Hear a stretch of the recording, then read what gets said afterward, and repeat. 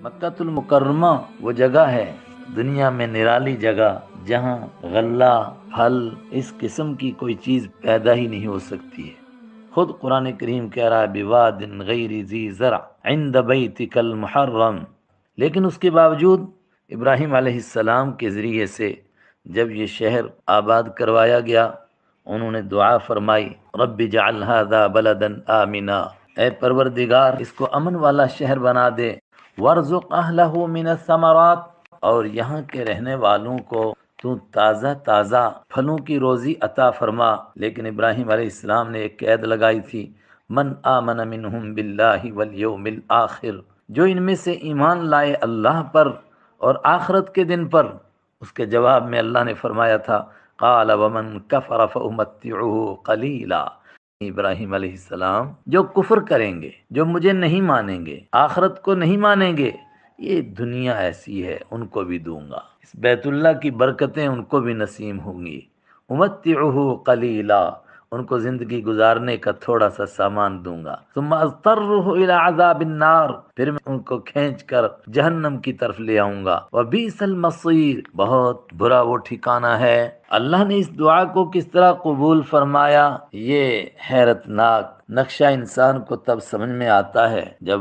اللہ تعالیٰ وہاں کا سفر نصیب کرتا ہے۔ آج بھی وہاں کچھ نہیں پیدا ہو رہا ہے، لیکن دنیا بھر میں جو پیدا ہوتا ہے وہ اگر تازہ تازہ کھانا ہو تو اس کے لیے مکہ المکرمہ جانا پڑتا ہے۔ لیکن اسباب کی دنیا میں ہر دور کے اندر اللہ تعالیٰ اس کے لیے مسبب الاسباب، اسباب مہیا کرتا رہا۔ حضرت رحمت عالم صلی اللہ علیہ وسلم جب اس دنیا میں تشریف لائے، آپ سے پہلے آپ کے دادا ہاشم کے دل میں اللہ نے ڈالا، انہوں نے مکہ والوں کو کہا کہ ہم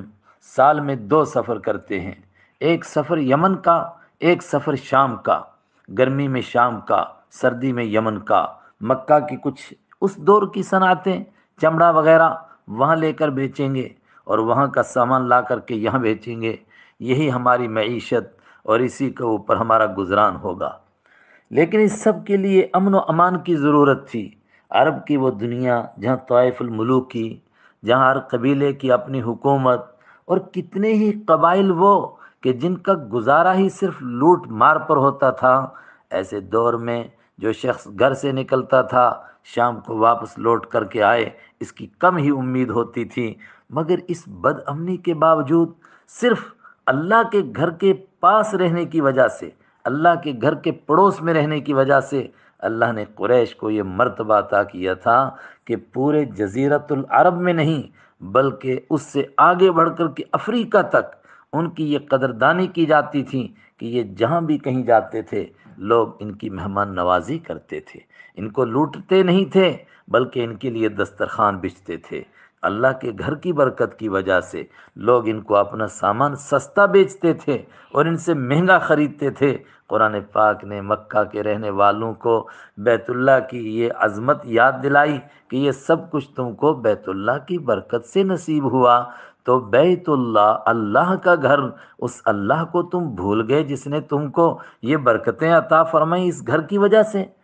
یہ سب کچھ اللہ دے رہا ہے اور اس کے باوجود تم اس کے ساتھ شرک کرتے ہو، اس مالک کو بھول گئے جس نے تم کو یہ برکتیں عطا فرمائیں۔ بیت اللہ کی شان قیامت تک رہے گی۔ سن 9 ہجری میں اعلان ہوا انما المشرکون نجس فلا يقربوا المسجد الحرام بعد عامهم هذا،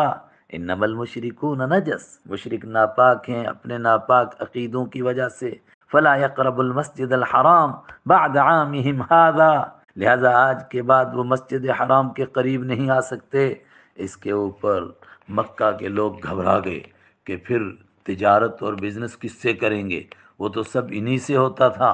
اگر مشرکوں کا یہاں داخلہ بند ہو گیا تو پھر تو بھوکوں مرنا ہوگا۔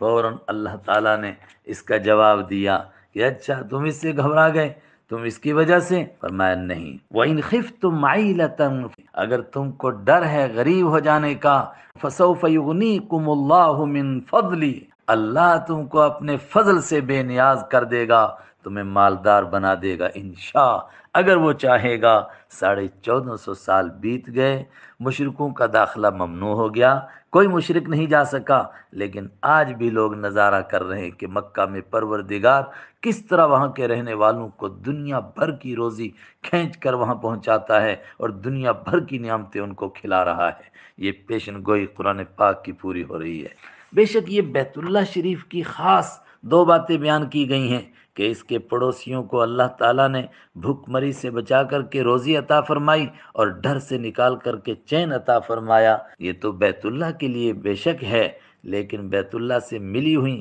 پوری دنیا کی مساجد ہیں۔ کہنے والے کہتے ہیں اس کی روشنی میں، اس روشنی کے جھرونکوں میں دیکھ سکتے ہیں ہم کہ کہا جا رہا ہے کہ دنیا بھر میں جہاں مسجد بنے گی وہاں دو نعمتیں ملیں گی، ایک وہاں سے بے روزگاری اور بھوک مری جائے گی، برکتیں نازل ہوں گی، دوسرے وہاں سے خوف و ہراس جائے گا، امن اور چین عطا ہوگا۔ بے شک بیت اللہ کا اپنا مقام ہے، وہاں جو سکون اور چین ہے وہ کہیں اور نہیں، لیکن اس کا کچھ نہ کچھ حصہ جہاں جہاں اللہ کا گھر بنتا رہے گا وہاں کے رہنے والوں کو نصیب ہوتا رہے گا۔ اللہ تعالی ہمیں قرآن کریم کی سمجھ عطا فرمائے، ان رازوں کو سمجھنے کی توفیق عطا فرمائے۔